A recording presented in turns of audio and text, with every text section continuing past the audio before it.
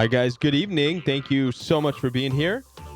It is almost 10 o'clock p.m. Central Standard Time. We are going to begin with the Royal We Live in just a minute. I'm going to allow for a few seconds here for people to jump on before we get started.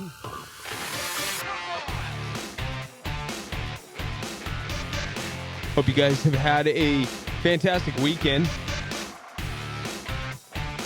I'm going to switch over here, switch my screens, see who's on.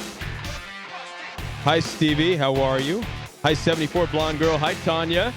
Hi, beautiful Hummingbird. How are you? Missy Joy. Good evening. Happy Monday.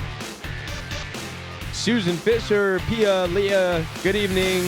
Valley, Renee, Cynthia. Hi, Blue. Good evening.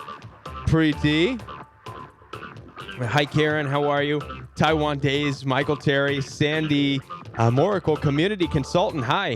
Annette Piff. Hi, how are you? Deez. Hi. Jenny 5301. Callie K. What's going on? Julianne Andrews. Jackie King. Hi there. Venus Allegra. Stephen Carla. How are you, man? Narc Free. Hi, Maureen. Hi, Rebecca. Hi, Tanya. Hi, Laura Ira. Welcome. Beautiful Hummingbird again. How are you? All right. So good to see you guys here on a Monday night. I'm happy that you guys are all here. Hi, Regina. Hi, Dana. Hi, Cosmic Ninja. Cosmic Ninja. I'm going to be honest with you guys. It's a little bit difficult pronouncing some of your names. Mookie B, how are you? Mookie B, I believe you're from Israel. Is that correct? All right, we're going to go ahead and get started, guys. I want to thank you so much for being here, part of the Royal We Live here on a Monday night. For those of you who are new to the Royal We Live, welcome. Thank you for stopping by. Thank you for being here. I want to talk to you a little bit about the Royal We Live and what it's all about. We are here talking about narcissistic abuse, recovering from narcissistic abuse. And I'm looking forward to this evening's show and taking the live phone calls. Now, I want to go ahead and talk about the live phone calls. For those of you who are joining the Royal We Live on YouTube, you can contact the show. And before I continue, I better plug my phone in so that we can all hear the phone conversations, because that would actually be a very smart thing to do, right? That way we can actually hear the telephone conversation. So for those of you guys who are joining live for the first time here, you can call in at the number that is provided on the screen. So you'll see the telephone number scrolling down at the bottom of the screen. Now, there's a couple of good reasons to why you should call, and I'm going to go ahead and share with you that. First of all, if you are new tonight, I'm going to go ahead and take that first phone call and ask you to remain on hold just for a second. Caller from Georgia. Just give me one moment to get through the intro, please. Now, if you're new to the Royal We Live, go ahead and hit the subscribe button if you have not already subscribed to the channel. And furthermore, if you are subscribed but you're not sure when we go live, it's 10 o'clock p.m. Central Standard Time every night, Monday through Friday. But if you hit the bell notification, it will let you know so that you never miss the Royal We Live. It will automatically notify you through your phone in some way, shape, or form. So go ahead and hit the bell notification after you subscribe. The last but not least, connect, guys. That's what the purpose of the Royal We Live is. It's to connect here. And one of the ways in which you connect is by making that phone call. I know it's difficult to pick up the phone, talk about what it is that you're going through, but it's healing. It's healing not only for you to be able to articulate what's going on in your life as far as narcissistic abuse and where you're at, but it's also healing for the community. It's healing for everybody that's here to be able to listen to your story, your question, and it's also going to resonate with them, and it's going to help them to identify and answer some questions that they have themselves. I want to go ahead and introduce the moderators for you tonight as well. Blue is our moderator for the night, and she is going to, you'll see her name around there. Blue has been a huge support. She has been no contact for some time. She's also been with the Royal We for a few months, and she's just been an absolute help. I know that you guys in the chat already know how helpful Blue is.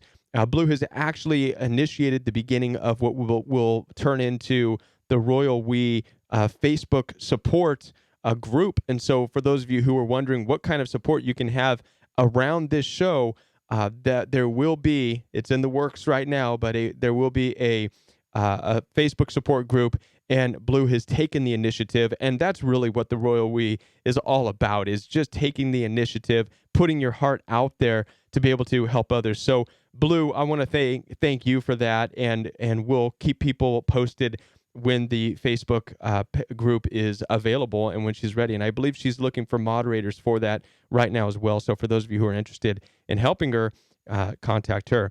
Also, another moderator that we have tonight, Taylor Zabel. So you'll see her as well. Taylor has been with the Royal We for a few months as well. She's also in the process of no contact, and she also has a heart to help. If you are interested in becoming a moderator yourself, go ahead and email me, or you could also mention it to Blue or to Taylor, or you can email me at jointheroyalwe@gmail.com. And before you become a moderator, I'd like to talk to you and get to know you a little bit better. All right, guys. And then we also have moderator for Justice and Truth. She's been out for a while, but if you see her pop in, she is a fantastic help as well. Before we get into the phone calls, guys, I do want to let you know that viewer discretion is advised. This is 18 plus content because we are going to be talking about abuse, narcissistic abuse. We may be talking about domestic violence and situations that might be uncomfortable. In particular, we might be talking about some sexually explicit situations as well. So I have to put the warning out there that viewer discretion is advised. All right, guys. So with all that, I want to thank you for being here. And we're going to go ahead and jump into our first telephone call, who has been patiently waiting through the intro of the show, from Georgia. Thank you so much for waiting. How are you? What's going on?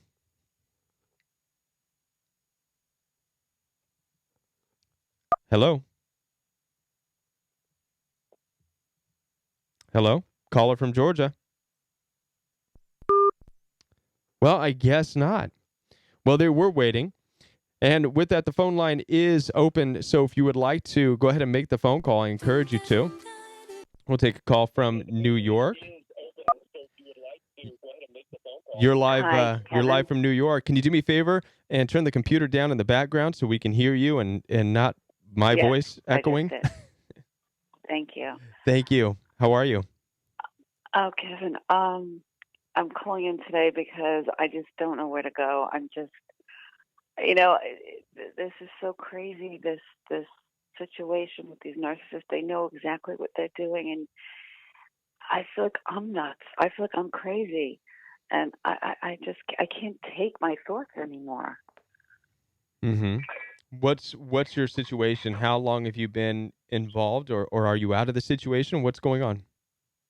Okay, so I was with this person for 7 years on and off, with no contact for almost 2 years. And then, I got sucked back in just recently with the fact that he said, I have a mental illness, I'm a narcissist, I'm going to seek help. And, I'd love to talk to you, this and that. And I went in with hesitation, but I was hopeful. That hope that we had, that false hope of fantasy. Mm-hmm. And, I thought I was the one in control. You can't outbeat the narcissist. There's no way of doing that. And well, there's a few things you definitely can't do. First of all, you can't fix them. And that's where we start. That's where we start to get sucked into this trap with abusive narcissists. Is we believe we can somehow fix them and fix their issues, especially when they hoover back and they say, "I'm sorry, I'm working on things, and give me a second chance, give me a third chance," and all of a sudden that empath side kicks in. And I know a lot of people like to talk about this term codependent, right? And I can't stand the term codependency. I don't believe in codependency. What I believe is that there's empathy that has been severely misguided in life. So if you are a person who has the gift of empathy, and it is a gift, if it's you, and it needs to be directed and used right? Because not everybody has that unique gift of empathy. Not everybody in this life is going to want to build homeless shelters for people who have nowhere to go. Not everybody's going to want to feed people who are starving, right? These things take the skill set and the heart of true empathetic people who are natural empaths. And when you're not given the direction in life with these things, what happens is any any person who has bad intentions can come to you in a way of wanting an intimate relationship with you, and you'll direct that gift towards them. I can fix you. I can fix you. And then you serve them hand and feet, that person. And the problem is you can't have intimacy tied in with where you use your gift of empathy. It doesn't You work. know, It doesn't work you're because describing me to a T. I'm definitely an empath, and right. when I did meet with him, he tried to come on to me, and I was not. I turned away, and I said, "Look, I have boundaries, and that's not going to happen. If Right. you want to talk, it's one thing, but this is not going to go that way." Mhm. And Mhm. it's. I actually was so proud of myself when I said that and did that, Mhm. and I was feeling good. And then all of a sudden, this weekend, I felt immobilized. I Mhm. just didn't even Mhm. want to be around people. I didn't want to go out. Mhm. I don't know. I feel I'm going through something, and I don't know what to do to change it. Right. Well, It's you have just to understand again, it's not your place to fix him. At some point in time, you and people who are highly empaths, it's no longer you being in the relationship because you love the person, because you view them as a partner. It becomes nothing more than that empathic nature kicking in. And you almost feel obligated because they give you the sob story. They give you, I have nowhere else to go. They give you the, you're the only one that ever loved me. They give you all this stuff. And with true empaths, that you have a difficult time not doing something, not responding to that, right? And so exactly. you start to do things, even things you don't want to do. Things Mhm. like giving your body, having sex, things like this that you're not doing because you really love them and you know that they're a great partner. You almost do it because you feel bad for them. It's a Exactly. it's a Exactly. it's a complete misuse of your gift of empathy. And this is what ends up depleting your soul and your spirit, right? Your gift Yeah. of empathy is to be used out in the field. Your gift of empathy is to be used in a way that's going to really help people who are in need, but it's not going to be in an intimate attachment sort of way where you're doing, you know, grotesque things to help somebody else. You're going to be doing things that are actually going to help people. And then when it comes to your intimate relationships in time, you need to find a mutual partner. You need to find somebody who's an equal, not somebody who is in need. That's not what you're going to flourish in an intimate relationship. You're not going to flourish with somebody who's in need of what you have. You're going to flourish with somebody who's an equal with you and can partner with you. That's where you're going to flourish, right? As far as Yeah. intimacy goes. At this point, I'm not even interested in dating. Of course. I want to get my brain back to normal. I feel like Right. I feel like I'm invisible to. He just ghosted me, and I feel like I Right. don't even exist. It's just so bizarre. Well, because you're investing all of your gift into this person. He doesn't care. You know what I mean? It's it's it's rough. You've got to stop with this guy immediately, all altogether. You've got to put that closure sign up. No more. You know what I mean? No more free goodies here. No more handouts. I'm not your empath. I'm not going to be your savior, your fixer. None of that stuff. You've got to put that shop is closed sign, you know? Not going to be your place to sleep. Not going to be your bed and breakfast. It's done, right? Yeah, I get that. I'm at that point, but right now I just don't know how to heal myself. I mean, I It takes time, and being here and talking about it, this is healing. And the more you talk about it, more you understand that you're not alone in this, right? And time, I can't say it enough. Time, and there's a lot of things that are happening in time. You know, you're realizing a lot of things about yourself, being an empath, right? mhm. There's things that you're learning about yourself. The whole world is going to change. I can't say this enough. I have to tell people that there's more than just this relationship that you're fighting through. Okay, your whole life is changing. The way you view the world is changing.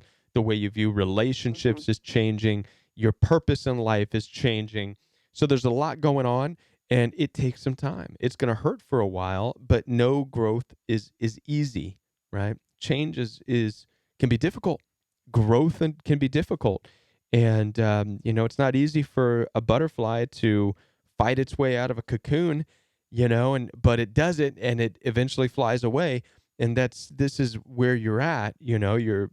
Especially when it's fresh and it's new, and you're trying to get away from them. You're trying to go no contact. You're trying to process it. You're just starting to bust you're making cracks around that cocoon, and you're trying to bust your Mhm. way out, right? So give yourself that time while you fight through this and while you process it. We're here for you. The Royal We family's here for you. So any questions you have, just bounce them off of people and talk about it. And this is how you're going to find your closure. You're not going to find your closure in that relationship. That's for sure. Oh, I know You that. you I you'll just don't find know it how to here. turn the guilt off. The guilt when he does contact me. I feel so guilty for now because I'm a person that doesn't ignore people. So it's like I know he's toxic, but it's like I'm me and I don't discard people, and it's like, how do I turn that guilt switch off?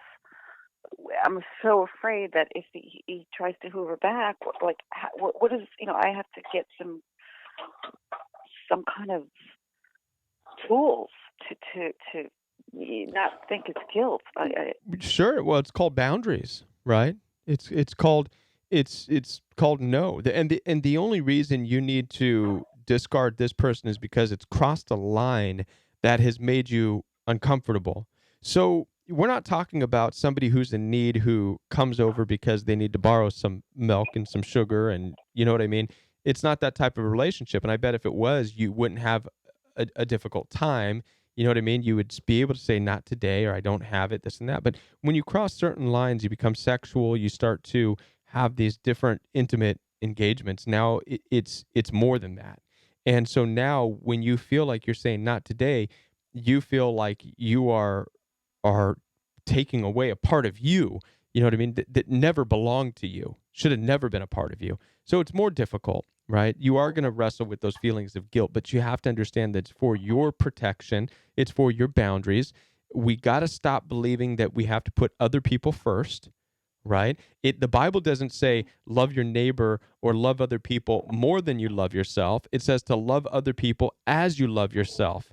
And so what I would do is I would encourage you is to imagine yourself talking to a younger version of you in these situations, or better yet, Hmm. talking to your daughter. What would you tell your daughter if she was running with this guy that was coming around, would use her for this and this only, and she was broken? What would you tell her? And you have to be able to tell yourself these things. It's okay to say no. It's okay to say no. No, you don't touch me.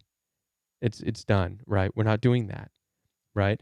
No, don't come over, right? And this is what no contact is. No contact is not about punishing them. It's not about looking at him saying you're punished and you're on timeout. I don't want to see you. You can't drive around. No contact is more about you learning how to put boundaries around yourself, how to stand up for yourself, learning how to say no, right? So when he does come and he is pushing, things are getting intimate, and he does want to start to lead towards having sex or something, you're able to say no, no, no.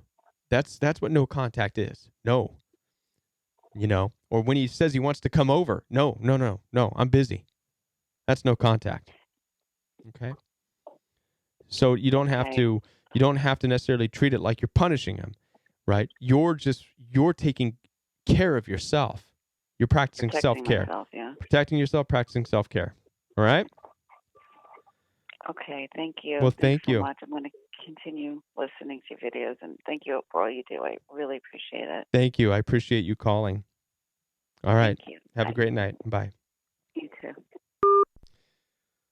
All right, guys, the telephone line is back open, and we'll be able to take another telephone call. Go ahead and put the telephone number back up there for you as it scrolls across the screen. I should probably fix it so that the phone number, is there longer instead of all this jibber jabber. Join the royal we. But it is difficult, guys. Moving on from narcissistic abuse, it's difficult to, like I said, it's like you're coming out of a cocoon. You're fighting your way out of one way in which you lived your life and viewed the world and viewed relationships and thought you were supposed to be, and you're crawling out and you're fighting your way out to uh, to a different place, and to a higher place, so that you're going to have a different view of the world altogether. We're going to take this phone call from Ohio. Thank you so much for calling. You're live on the Royal We. Hi, Kevin. This is Nancy. Hi, Nancy. How are And you? I am fine. Thank you. Well, fine. I just have a question. Mm-hmm. My my my ex-boyfriend, we just separated a month ago, and I was the one that left him, and he actually got it. Of course, he took it very bad, and he started to threaten me. He started to be very aggressive and claiming his money he gave me as a gift back. I told him that if if if it was the only thing he wanted from me, his money as a gift that he gave me for my birthday back, I could easily give him back if he will just leave me alone. But I didn't have the $4,000 he was claiming. And after 2 days, he told me that if I don't pay the money, I will I will make a big mistake and I will regret. So he started threatening me. And after 4 days that I moved out of his place, he actually sent me with his lawyer a letter and sent me to small court. Okay. So I actually told my lawyer that I was able to pay the $4,000 just to get rid of him, and he just told me yesterday that he won't accept the $4,000, and he wants to go to court. For what? For that, just for that. So I do not know Well, what he has on plan. I mean, if you have the $4,000, just go with that and tell your attorney you have the $4,000. And these people, you have to understand, they get a kick out of threatening people and attempting to make people's lives miserable, right? So you rejected the narcissist when you discarded not discarded them, but when you broke up with them or whatever it is that you did, you rejected them. They do not take rejection easy at all, right? They take it as a huge. It's what's called in a community a narcissistic injury. Okay, it really injures them. It takes narcissists to this place of revealing to themselves they're opened up to the monster that they are, that they hate. They feel like that's why I'm being rejected. And it is. It is why they're being rejected. I mean, if obviously if he was a healthy, normal person, you probably wouldn't be trying to scramble to get away from him and saying, leave me alone. But the fact that you're doing it is a reminder to them of who they are. This causes a serious narcissistic injury. They can't take it. And so a lot of times they do lash out in anger. This is where it can get very dangerous for people. This is where there's some situations that end up on Crime Watch. As a matter of fact, I did a show not too long ago in Missouri. There was a guy who was dating a girl, and he snapped. She probably told. There's the details aren't out, but it looks like she said we cannot be together anymore. He snapped, took a gun, killed her mom, No, and her two kids. This is real. no. This is real. It happens. It happens. I'm just telling you, this is not your story, but this is another story.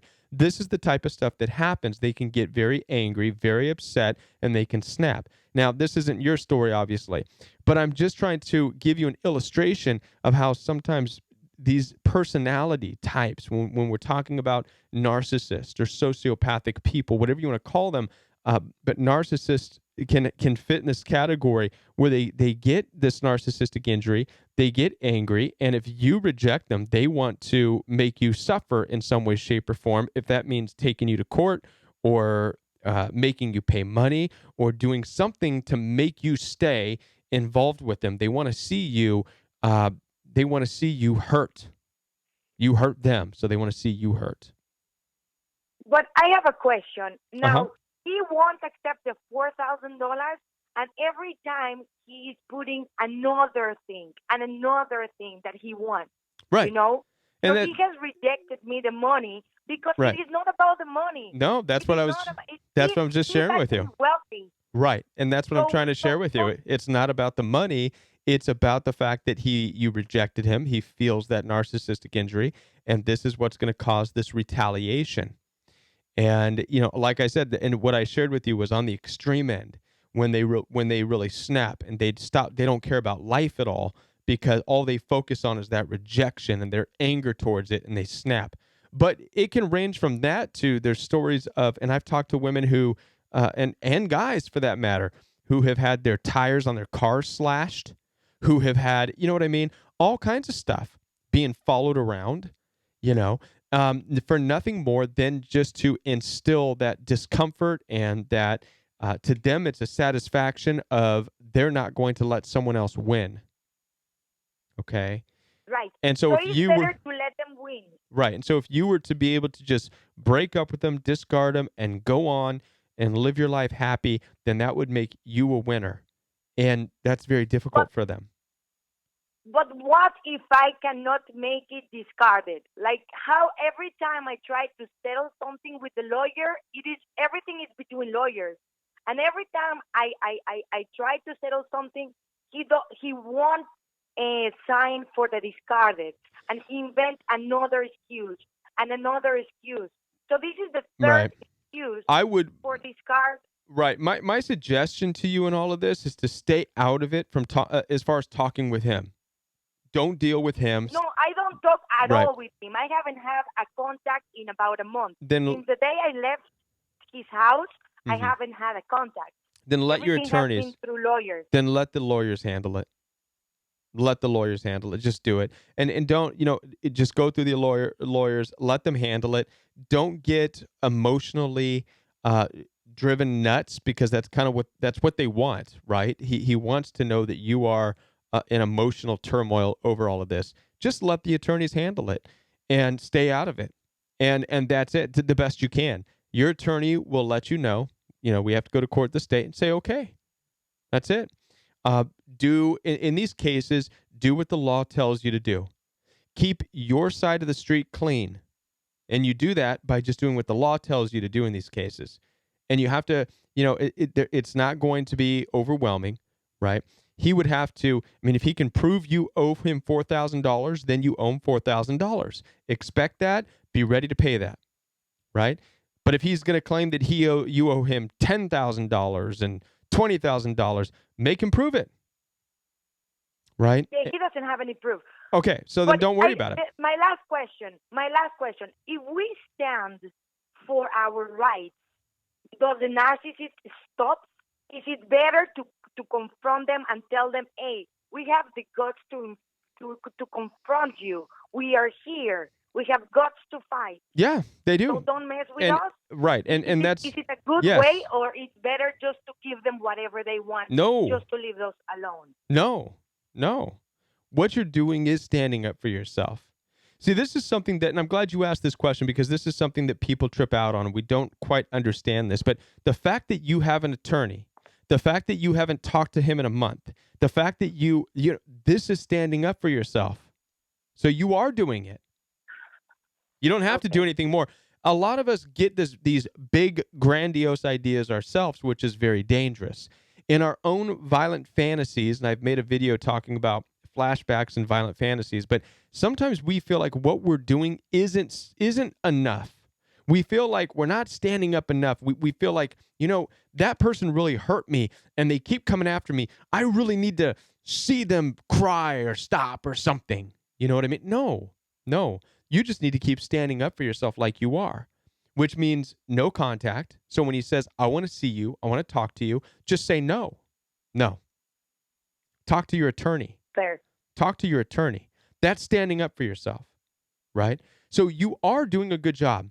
You are standing up for yourself. Don't get emotionally drawn in. That's their game. He wants to get you into a place where he can talk to you, get you emotionally drawn in. Don't play that game. If you're able to stand up, they will go away because they'll see that they're not getting anywhere with you. They're not getting any supply from you. It'll go to court. The judge will say, okay, pay $4,000. If that, you pay it, it's done. And he may say, well, I want this and this and this. And listen, the attorneys are going to say, no, you're not getting this. You're not getting this. You're not getting this. There you go. Case closed. You win. It's over. Right? And so he'll keep trying. It doesn't mean he's not going to stop bothering you. But every time you say no, you win. You're standing up for yourself.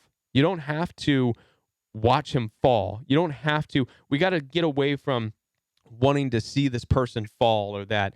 Just be happy and content with knowing that and find peace, right? Like this last video I made, find peace and shalom and knowing that you now have boundaries. You're able to say, no, leave me alone. Don't come to my house. Don't, you know what I mean? Leave me alone. If you stay knocking on the door out there all night, I'm going to call the police, right? So this is just setting boundaries around yourself, right? And this is really all you can do. And in time, if they're not getting anything from you, they'll leave. That they have no choice, right? They only hang around if they can get supply. Supply is feeling like they can control you. A supply would be having sex with you. Supply would be having some form of manipulation with you. So if they're denied all of this stuff, then they have no reason to be there. Perfect. Okay. Thank you so much, You're welcome. Kevin. Thank you for this channel. Thank you, everybody. Hope the best. All right. Good night. Thank you.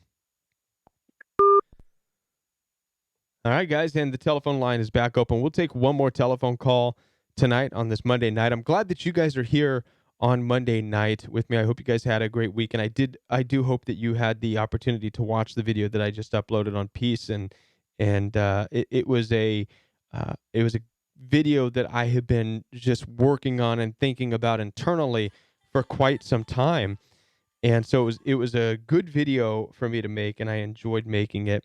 And I've got a telephone call from California, my old stomping grounds. Thank you for calling from California. You're live on the Royal We. Hi, Rory. Hi. I just wanted to share my story and my current status.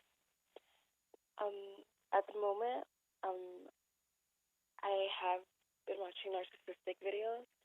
So I kind of healed myself with my ex a few years ago.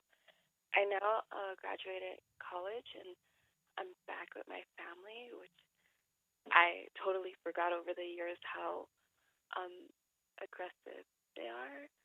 So I use like the new things that I learned, coping skills and communication skills with my family, but it doesn't really work. And it just seems like I'm more cornered, and it's basically like a lot of yelling, a lot of blaming, just basically the defense mechanisms are towards me.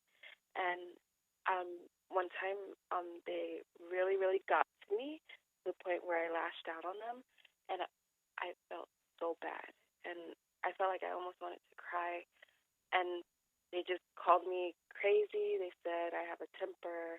They said I'm hostile. But I was provoked when that happened. So, but I still feel bad for like lashing out. I feel like I should have never done that. Okay. So you're just feeling bad that you lashed out.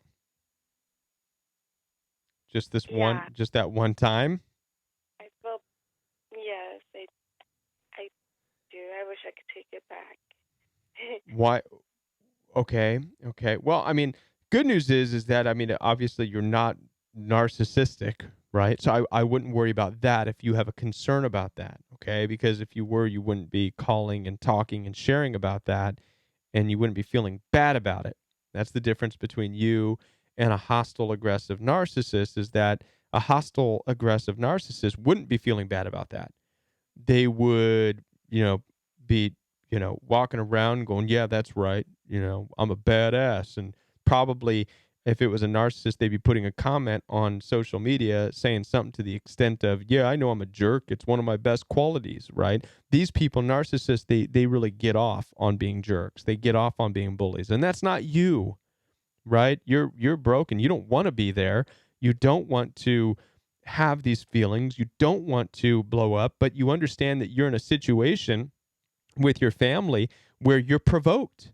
And why are you provoked? Because you said it yourself, your family is hostile, they're aggressive, okay? And so at some point you're going to have to realize that you are opening the door to allow that into your life if you choose to stay with your family, okay? So I don't know how old you are. I don't know if you have a job or what your means of survival are.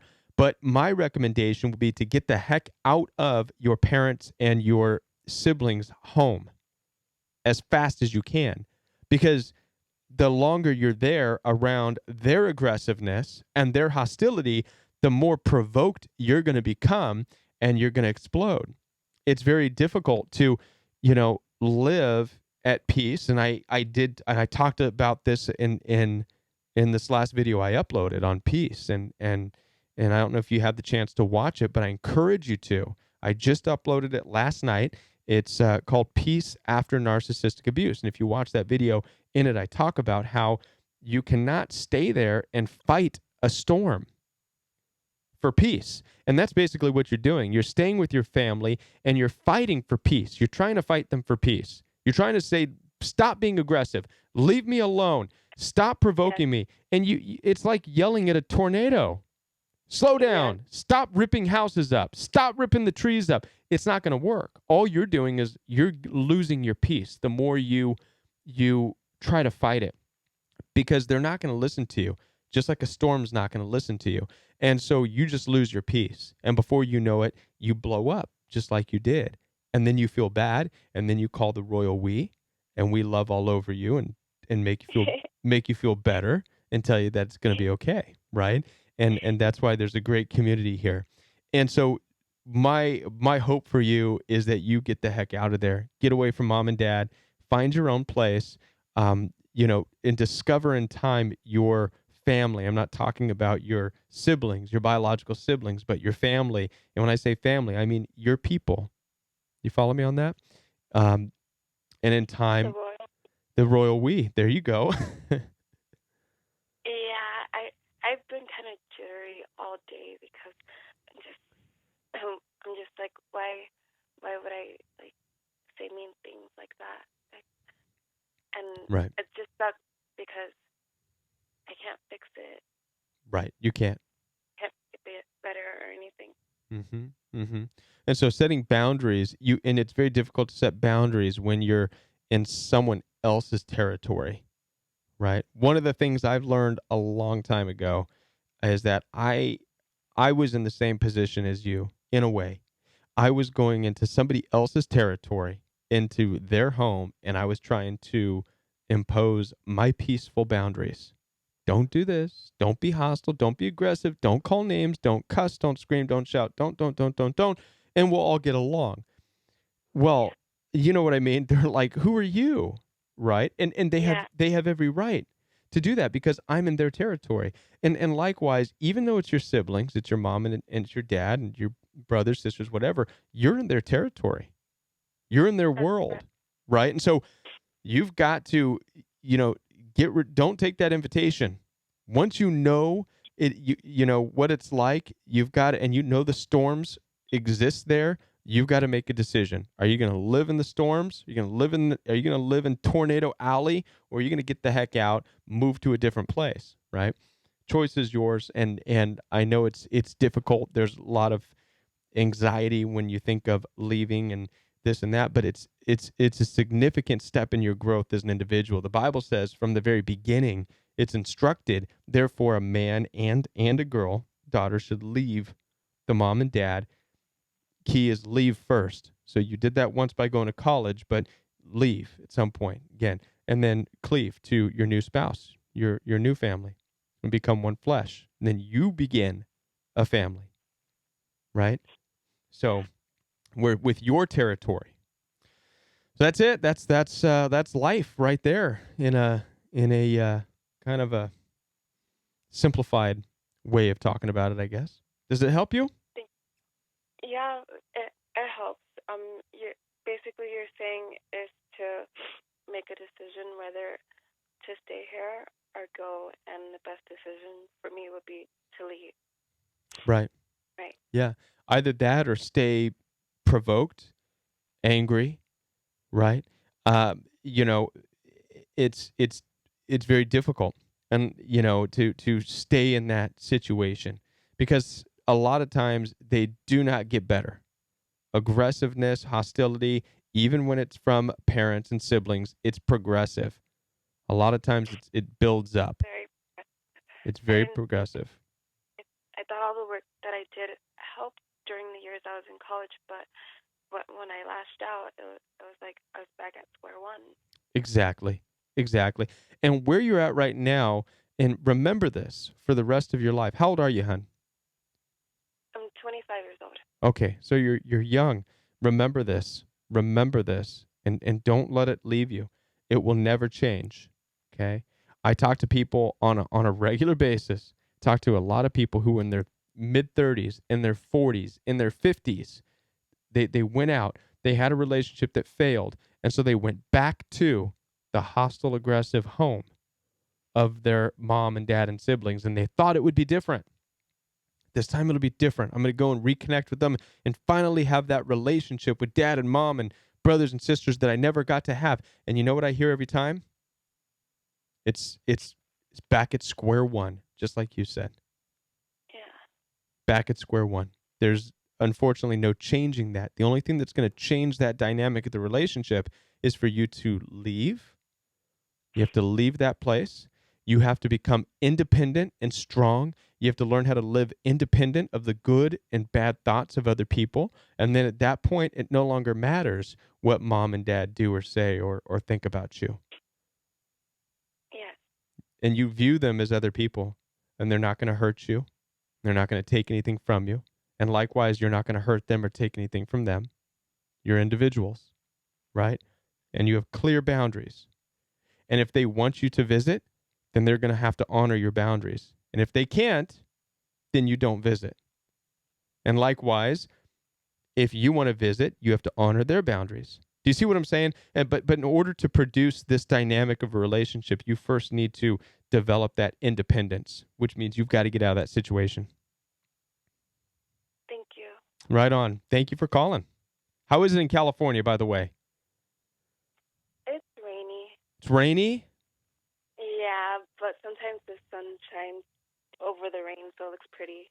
Yeah, well, for the past month or so, it's been icing and snowing and storming and it's beautiful. I absolutely love it. But sometimes I'm like, wow, California was significantly warmer than here in the Midwest, but I absolutely love it still. It's been a great move. So, but thank you for calling, and I appreciate you being a part of the Royal We. Thank you. All righty. Good night. All right, guys. Well, I want to thank you, all of you, for joining the Royal We live tonight. Thank you so much for being a part of this show, guys. I'm so grateful for all of you. And we are at 10:42 p.m. And if you guys did not get on the call tonight, if you were not able to get through tonight, then don't worry about it, because we will be here tomorrow all the way through Friday, 10 o'clock p.m. Central Standard Time. And so go ahead and plan to call in tomorrow. And I look forward to being with each and every one of you guys tomorrow night. Also, I do have a course that is available. And so if you have not checked out the Royal We course, I encourage you to give it a look. You can look at it, find the link to the Royal We course in the description box of this video. So right below the video where I'm talking is the description box. If you're on a mobile device, you may have to click a little arrow down on the side where it says description box, little arrow. It'll drop down and you'll see a link there. And you click on that link, it will take you to the Royal We course page where it outlines the course. The course is on acceptance, and it truly is the heart of the Royal We. It's where I draw the healing from, and it's modular. The course is going to grow, so I'm going to continue to add to it in time, which will all be available to you guys. So thank you so much for being here, guys. I want to thank you once again. I want to thank you to our moderators, to Blue, also to Taylor, and I look forward to being with you guys tomorrow night right here on the Royal We. Have a great night, everybody.